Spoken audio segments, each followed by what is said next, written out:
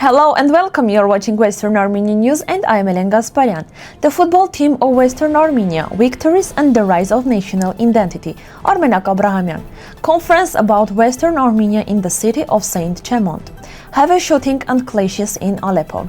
The proposal to repeal the memorial wall of the genocide against Armenians Monument was sent back for revision.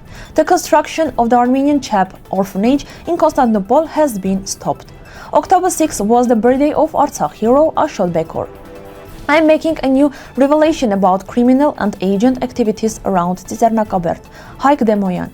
The book In the Footsteps of Exiled Hamshen, Armenians, is now in the library of the Kachar Scientific Center. The football team of Western Armenia played in CONIFA games. They did very well, not only in sport but also in showing their culture. The team had success at the Artsakh 2019 tournament and their victory gave hope and joy to the people of Artsakh. Playing at Shahumyan Stadium and meeting our people was amazing. Every moment was full of existence and love for our country, said Armenak Abrahamyan. For team, football is not just a game, it is also a way to show their homeland, Armenian identity and rights. Armenak Abrahamyan says it is important to know that the people of Western Armenia have rights and their country is recognized in history. From December 29, 1917, when Russia recognized the right of self-rule, until the independence of Western Armenia, Armenians, the Armenian state grew legally and became stronger. Armenak Abrahamyan says the people must protect their rights, take part in history and politics, and rights for the recognition of Western Armenia as a country. Football games are not only for sports, but also show that Armenians never forget their land and country. Last weekend, two important things about Western Armenia took place in Saint-Chamond. The first meeting talked about Armenia's situation in Western Armenia. The second focused on the genocide against Armenians in that area. Both meetings were in the Armenian Cultural Center. The first was organized by deputies Martiros Chakoyan and Simon Daronyan, the second by the center's president Jean Goerian. Armenak Abrahamyan, president of the National Council of Western Armenia, spoke at both meetings. Professor Maurice Dolmajan led the second meeting. Many important meetings attended, including French MP Emmanuel Mandon, former MP François Recebluan, and local leaders. After a minute of silence for the Armenian victims, Deputy Martiros Chakoyan opened the meeting and welcomed everyone. The meeting discussed new ways to recognize the genocide against Armenians that support Armenian people, they said. The National Council of Western Armenia says that from 1894 to 1923, the Armenian people were victims of genocide by the Turkish government in Western Armenia. They also talked about responsibilities of Turkey and other countries. New challenges were discussed, like rebuilding the nation and protecting rights. Over 100 people joined. Questions were about the rights of Western Armenians and their freedom to decide about their future. Armenak Abrahamyan asked countries to take responsibility for past actions and stop denying Western Armenia exists.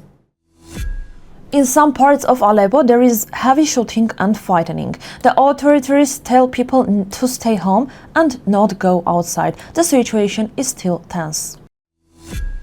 At the 16th meeting of the Education Ministry Council, they discussed 5 projects to repair and restore historical monuments in Shirak, Aragazotan, Tavush, and Yerevan. The plan to fix the genocide against Armenians memorial wall needs more work. In Istanbul, reconstruction of the Armenian Camp orphanage stopped. Hrant Dink, a famous newspaper editor, spent his childhood there. Kirkor Aghabaloglu, leader of the Armenian Protestant school, said the work stopped because of money problems. Our main supporter, Zaven Khanjan from the USA, died. After that, money support went down and we had a financial crisis, said Aghabaloglu.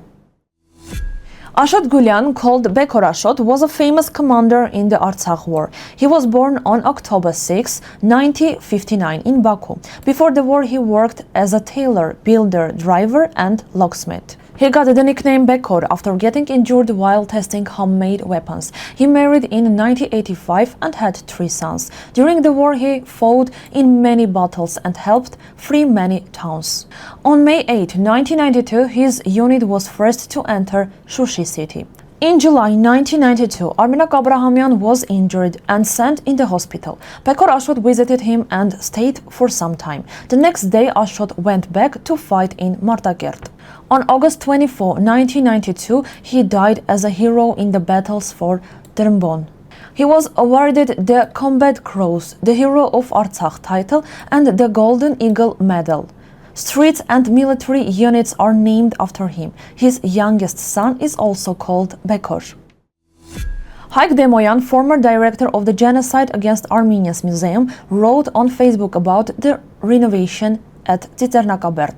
He said the work called major renovation was vandalism. The main person responsible, Raymond Gevorkyan, stayed silent and gave no explanation. Demoyan said that in 2015, Gevorkyan tried to stop a genocide exhibition in Paris and even wanted 2 exhibitions from Yerevan there.